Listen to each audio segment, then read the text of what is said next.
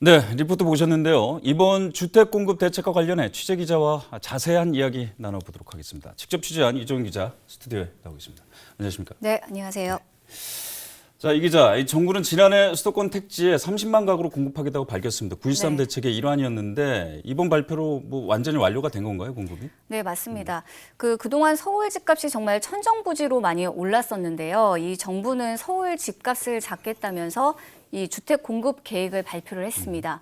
이 수도권 지역에 총 30만 가구를 공급하겠다는 계획이었는데요. 지난해 9월과 12월에 이 19만 가구에 대한 계획을 발표를 했고 나머지 11만 가구에 대한 계획을 이번에 발표를 한 겁니다. 조금 전에 리포트에서 보셨다시피 이 3기 신도시로는 고양 창릉과 부천 대장 등 두 곳이 추가로 선정이 됐습니다. 이와 또 별도로 서울과 경기 지역에서도 이 중소규모의 주택을 공급하겠다고 발표를 했는데요. 서울 같은 경우에는 총 19곳에 10,000 가구를 공급하겠다는 계획이 포함이 됐습니다. 이제 말씀하셨던 것처럼 서울 지역에 지금 10,000 가구를 공급하겠다고 밝혔습니다. 네. 19곳인데 네. 어떤 곳이고 입지는 좀 어떤가요? 네, 서울에선 사당역과 창동역 복합 환승센터, 또 왕십리역 철도부지 등이 포함이 됐습니다.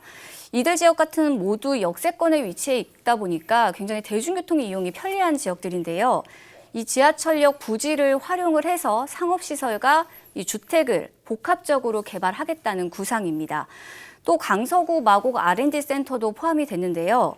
이 청사 부지나 주차장 같은 이런 유휴 부지를 활용을 해서 주택을 건설하는 방안입니다.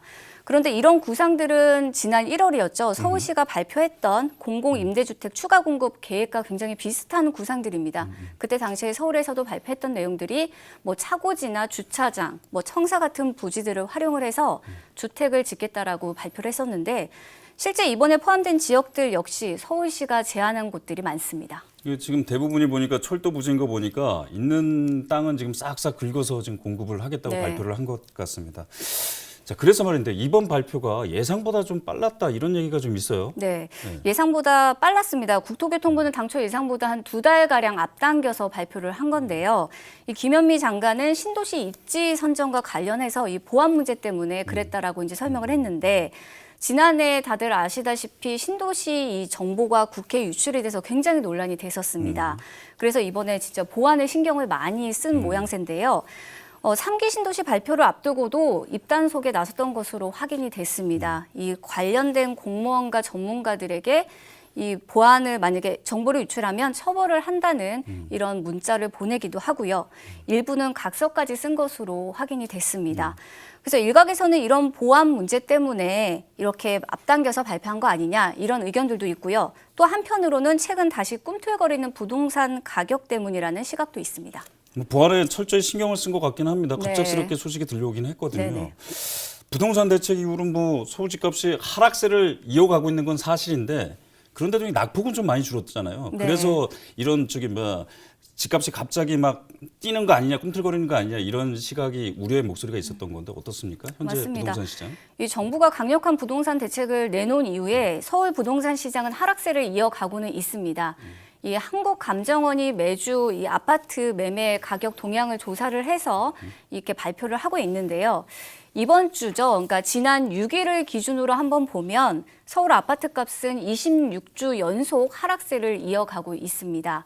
그런데 하락세는 이어가고 있는데 말씀하셨다시피 이렇게 하락폭이 좀 축소되고 있는 모양새거든요. 특히 강남권의 경우에는 강남구의 경우에는 6개월 만에 이렇게 보합세로 이렇게 돌아서기도 했습니다. 지난해 하반기부터는 정말 아파트 매매 거래가 눈에 띄게 줄었었는데 최근에 다시 이렇게 강남권의 낙폭이 축소가 되면서 집값이 다시 또 반등하는 거 아니냐, 다시 오르는 거 아니냐, 뭐 이런 우려들이 많이 나오고 있는 상황입니다. 그러니까 이렇게 집값이 다시 오르는 조짐을 보이니까 정부에서도 일단 예상보다는 빨리 앞당겨서 대책을 발표한 것 같습니다. 서울에서도 지금 주택을 공급하겠다고 하고 지금 신도시를 또 2군데나 더 지금 3기 신도시를 발표했지 않습니까? 그래서 네. 신도시에 현재 1기, 2기에 살고 있는 신도시 주민들은 반발이 굉장히 심한 상태예요. 어떻습니까? 이번 대책 발표로 인해서 시민단체라든가 다른 시각들은 어떻습니까? 네, 주택 30만 호 청사진을 일단 완성은 했는데 의견들은 분분합니다. 일단 시민단체인 경실련은 이번 신도시 개발 계획은 투기만 조장할 뿐이다. 이렇게 말씀하신 것처럼 부동산 안정을 위해서는 제도적으로 조금 더 개선을 해야 된다. 그래서 대책을 촉구하는 목소리도 있고요. 과거 신도시와 같은 이런 공급 대책으로는 이 공기업과 건설업자, 그다음에 뭐 수분양자들만 막대한 개발 이익을 가져갈 것이라는 이런 주장들도 많이 나오고 있는데요. 그렇죠. 판교나 위례, 광교 같은 2기 신도시 같은 경우에도 실제 투기 열풍이 있었고 주변 집값만 이렇게 올리는 그런 악순환이 반복되는 경향도 있었거든요. 전문가들도 이번에 경기권에 이렇게 집중된 3기 신도시 공급 대책으로는 주택 수요가 분산되기보다는 이렇게 오히려 공공택지로의 쏠림 현상만 아마 가중이 될 것이다. 이런 부정적인 의견들도 많이 나오고 있는데요. 일단 이번에 발표된 대책 이후에 이 부동산 시장이 어떻게 좀 변화할지는 추이를 좀 더 지켜봐야 할 것 같습니다. 그래서 뭐 그런 우려가 있기 때문에 박원순 서울시장이 그린벨트 해제하는 거 막은 거 아니겠습니까? 그 3기 신도시를 공급해서 주택을 공급하는 것도 굉장히 중요하겠지만 1기, 2기 신도시의 교통대책부터 먼저 좀 제대로 마련해 주는 것이 훨씬 더 중요한 문제가 아닐까, 먼저 선과제가 아닐까 생각이 듭니다. 말씀 감사합니다. 네.